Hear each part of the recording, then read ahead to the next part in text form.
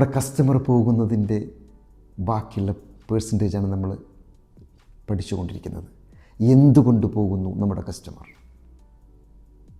നിങ്ങൾക്കറിയോ, 14% of our customer നമ്മുടെ വിട്ടിട്ട് പോകുന്നത് നമ്മുടെ സർവീസിൻ്റെ ഡിസാറ്റിസ്ഫൈഡ് കൊണ്ട്.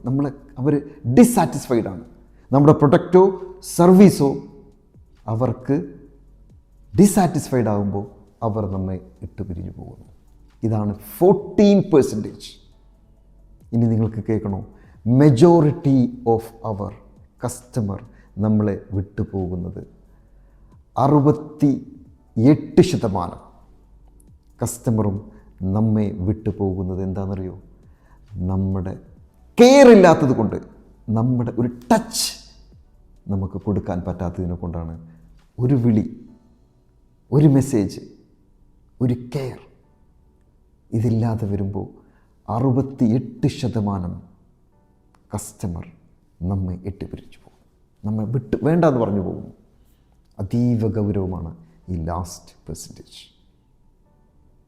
കൃത്യമായി വിലയിരുത്തണം എന്തുകൊണ്ട് നമ്മുടെ കസ്റ്റമർ പോകുന്നു. Thank you.